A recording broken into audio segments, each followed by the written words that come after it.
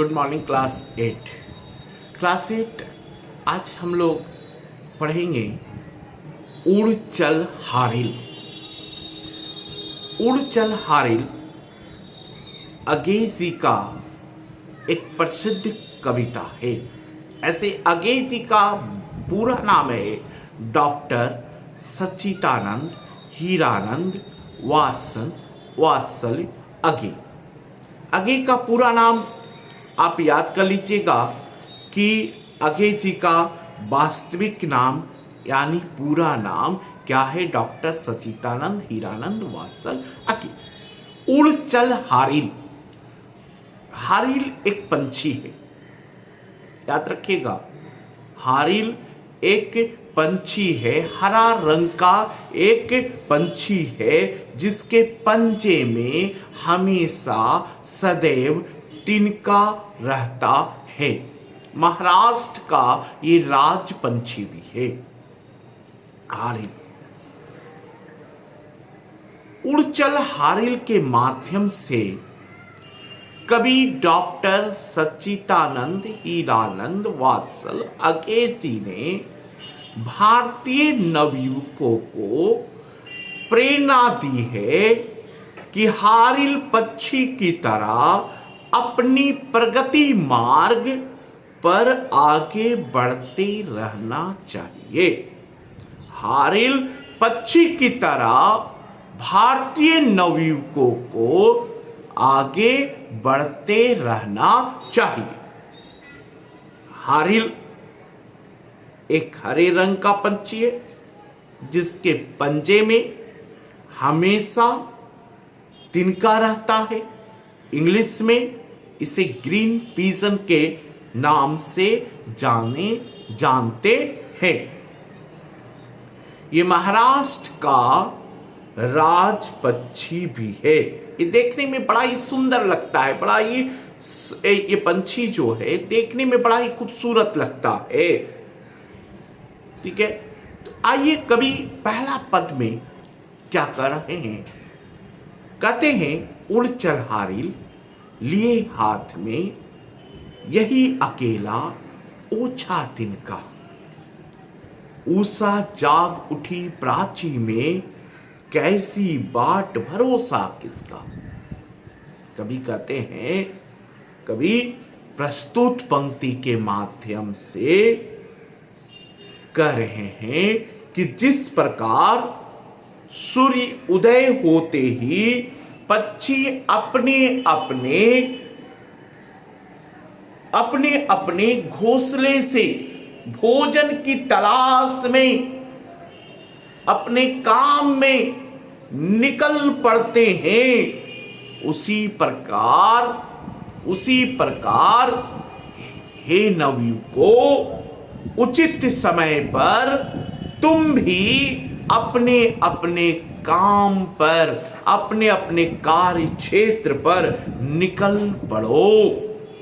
उड़ चल हारिल लिए हाथ में वही अकेला ओछा तिनका।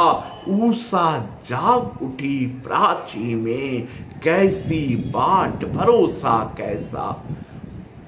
अरे ऊषा मतलब क्या होता है? प्रातः काल। प्राची का मतलब होता है पूर्व दिशा। ठीक है, प्राची का मतलब क्या होता है? पूर्व दिशा। बाट किसका? कैसी बाट भरोसा किसका? किसी की भरोसा किए बिना, किसी के बात भरोसा किए बिना हमें क्या होना चाहिए? कवि के कहने का तात्पर्य है कि किसी की भरोसा किए बिना हमें अपने कार्य क्षेत्र में क्या होना चाहिए? निकल जाना चाहिए। किसी की राह नहीं देखना है, किसी की भरोसा नहीं करना है, किसी का इंतजार नहीं करना है, क्योंकि जो व्यक्ति किसी के भरोसे रहता है, जो व्यक्ति किसी के भरोसे रहता है वो कभी भी सफलता नहीं प्राप्त कर सकता है। जैसे एक कहानी मैं आपको इस पंक्ति के माध्यम से, एक छोटा सा कहानी है आज हम आपको सुनाते हैं, ठीक है। फिर दूसरा पंक्ति जो है हम लोग दूसरी क्लास में पढ़ेंगे। देखिए, किसी के भरोसा नहीं रहना चाहिए। बच्चे, एक किसान था। किसान अपना खेत में जाता है। किसान अपना खेत में जाता है। उसका खेत जो है, खेत का जो फसल है बिल्कुल क्या हो चुका था, बिल्कुल पक चुका था। और उसके खेत में जो फसल है, उसके खेत में कुछ चिड़िया का कुछ जो है चिड़िया अपने बच्चों के साथ घोंसले बनाकर भी रह रही थी। किसान आता है अपने बेटे के साथ खेत को देखने के लिए और कहता है, बेटा, फसल तो बिल्कुल पक चुका है, इसलिए ऐसा करो, रिश्तेदारों को खबर कर दो और अपने मामा, अपने चाचा, अपने खाला खालू सबको खबर कर दो कि कल आकर फसल को क्या करना है, काटना है। इतना कहकर वो किसान अपने बेटे के साथ चला जाता है। चिड़िया के बच्चे अपने माँ से कहते हैं कि माँ, अब हमें उड़ जाना चाहिए, क्योंकि किसान के रिश्तेदार कल आएंगे और क्या करेंगे, फसल काटने लगेंगे, जिससे हमारा घोंसला नष्ट हो जाएगा। हो सकता है कि हमारी जान भी जा सकती है। तो चिड़िया क्या कहती है कि बेटा, उड़ने की कोई जरूरत नहीं है, देखना कल उसके रिश्तेदार नहीं आएंगे, क्योंकि किसान जो है रिश्तेदारों के भरोसा है। किसान क्या है, रिश्तेदारों के भरोसा बैठा हुआ है, अपने संबंधी के भरोसे बैठे हुए हैं, इसलिए कुछ नहीं होगा, घबराने की कोई बात नहीं है। एक हफ्ता हो जाता है, कोई नहीं आता है खेत पर। एक हफ्ता के बाद, एक सप्ताह के बाद क्या होता है कि किसान फिर आता है। फिर क्या देखता है किसान, देखता है कि फसल बिल्कुल पक चुका है, कोई नहीं आया फसल काटने के लिए।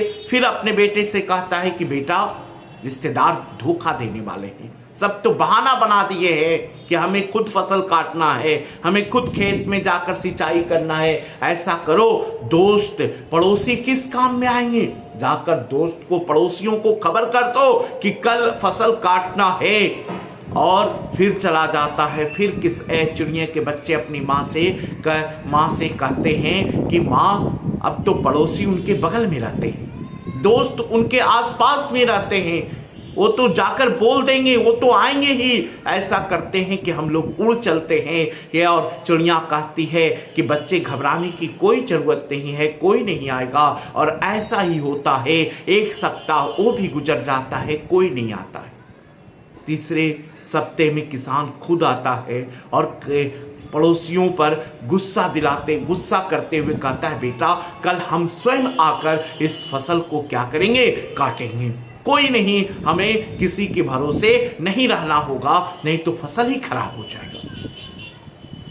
जब वो चला जाता है, चिड़िया अपने बच्चे से कहती है कि बच्चा, अब उड़ चलो, क्योंकि किसान जो है वो अब स्वयं आएगा कल और अपने फसल को क्या करेगा, काटेगा। कहानी से हमें क्या शिक्षा मिलता है, कहानी से शिक्षा मिलता है, कहानी से यही शिक्षा मिलता है कि अपना कार्य खुद करना चाहिए, किसी पर भरोसा नहीं करना चाहिए।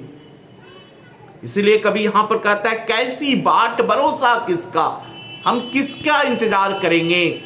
इसलिए हे नवयुवक, बिना किसी का इंतजार किए हुए अपनी प्रगति, अपने जो मंजिल है, अपने लक्ष्य है, उस पर बढ़ते चलो।